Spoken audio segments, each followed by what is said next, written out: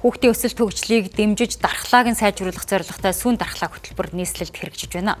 Энэ хөтөлбөрийг дэмжиж хамтран ажилладаг Апо Dairy компани үйл ажиллагаатай нийслэлийн засаг дарга бөгөөд Улаанбаатар хотын захирагч Нямбаатар танилцлаа. Цаашид эрүүл мэндийн чиглэлд хамтран ажиллана гэдгийг холбогдох албаны хүмүүс онцолж байна.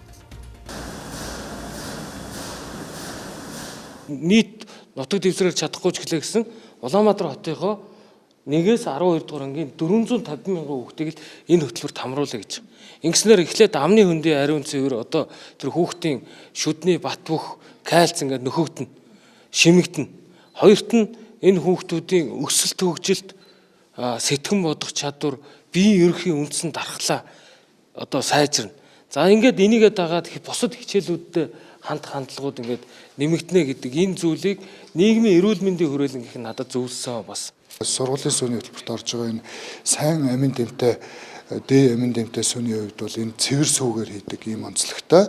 Энэ дээр бол гол анхаарах юм нь бол бид нар бас хүүхдүүдэд нөгөө кальц, магний дахиад бусад одоо тэр шинэ бодисуудыг бас одоо баяжуулсан байгаа. Тэгээ гол юм нь бол сахарын нэмэгдэлгүй ийм бүтээгдэхүүнүүдийг бол боловсруулж үйлдвэрлэж одоо хэрэглэгчийн гар дээр өгч байна.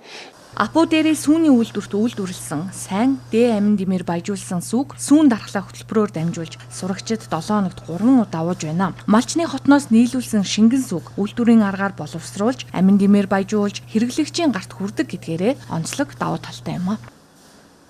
Яг боловсруулах талаас шингэн сүгөө бид нар хүлээж аваад яг шат дамжлага болгон дээр нь ISO-гийн дэ чанарын бүх хяналтуудаа хийгээд тэрнийхээ дагуу өндөр одоо UHT температурт ариутгах буюу 137 хэмжээнд огцом ариутгаа буцаага хөргөж байгаа. Тэгээс авж байгаа технологи учраас тухайн сүүн дотор ямарваа нэгэн бохирдуулагч бактериуд байхгүй амин дэмүүд нь байгаа гэсэн. Энэ сүүний компаниудтай очиод үнэхээр хуураас өгöd байгаа мó.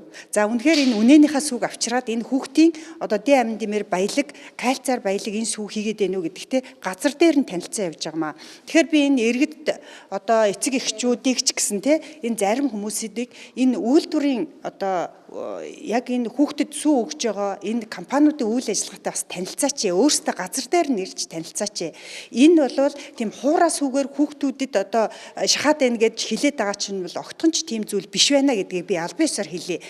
Сүүн дархлаа хөтөлбөр нэг удаагийн дэмжлэг бос хүүхдийн үндсэн хэрэгцээнд чиглэсэн урт хугацааны бодлого юм. Нийслэлийн хэмжээнд багаангийн 189 мянга гаруй хүүхэд хамрагдаж байна. Харин эх жилээс 1-ээс 12 дугаар ангийн бүх хүүхдийг тус хөтөлбөрт хамруулах зорилт тавьсан байна. Апо Dairy сүүний үйлдвэрийн үйл ажиллагаатай танилцах үеэр хотын дарга Нямбаатар нийслэл төдийгүй Монгол улсын сүүний нийлүүлэлтийг нэмэгдүүлэх зорилгоор 3 дугаар сард Улаанбаатар хот орчимд үйл ажиллагаа явуулж байгаа сүүний фермерүүдэд сүүний үнэ худалдаж авахд зориулсан нэн хөнгөлөлттэй зээлийг олгохоор бэлтгэл ажил хийгдэж байгаа тухай хэлж байсан юм а.